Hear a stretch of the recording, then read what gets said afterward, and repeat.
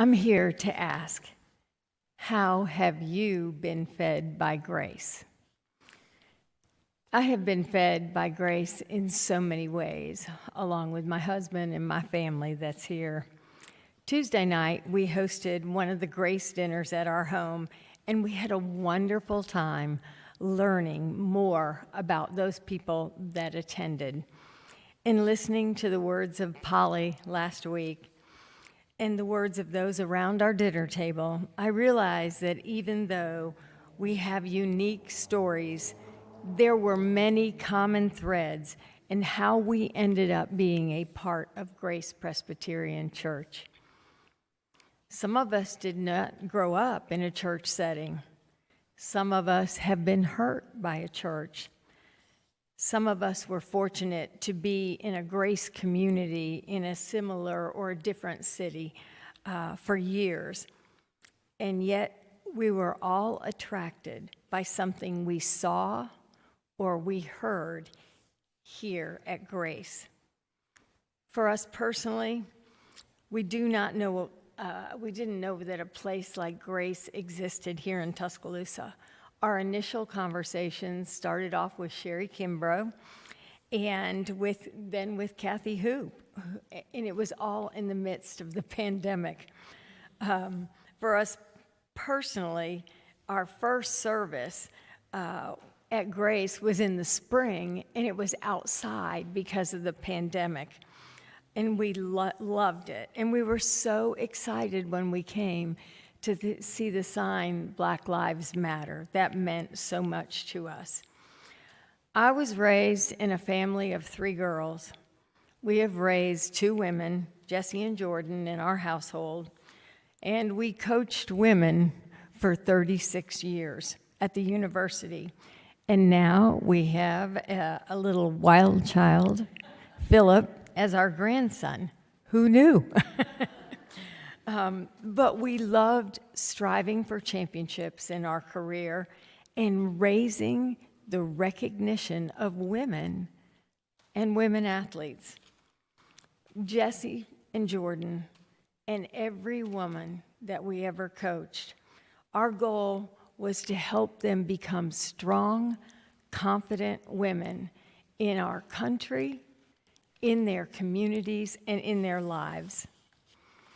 We realized that in striving for all of this, we found ourselves looking for a local church that would welcome anyone, regardless of their skin color, their sexual orientation, or who their partner was. We found what we were looking for here at Grace. I have been fed by Grace, knowing that anyone can attend, anyone can take communion, anyone can be a member, and anyone can be in a leadership position. This was close to my heart because my best friend at a previous church ran the pastor search for the church. And at the end of it, it all came down and it went well, and she asked to be an elder, and they told her that women were not allowed to be elders in our church, and we left. Obviously, we found Grace. As you know, David served as the pastor search chairman here at Grace when Kathy was leaving, and in a coaching world, you hire somebody in a week, couple days. You know, it doesn't take 2 weeks, more or less 10 months. We had learned a lot now that, and we didn't understand about the Presbyterian Church and the way that all worked. David was so nervous one evening. We had people over at our house, and he said, I got to take a phone call from Caroline. And he stepped out of the room, and he had the phone call, and she accepted and said she would come to Grace.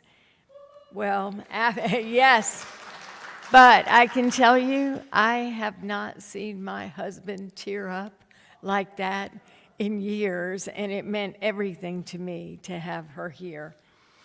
I have always had a heart for being involved in organizations that feed people. We did a lot of soup kitchens with our athletes over the years. I love secret meals, helping hungry children that don't eat from Friday to Monday mornings. And now we have the Table of Grace that is just something that everybody in our community loves. I'm challenge you during this stewardship season. I encourage you. I told you how Grace has fed me and my husband. How does Grace feed you? And how that supports your living and your giving to serve God's purpose. This place is amazing, and we are blessed to be here, and bless you all. Thank you.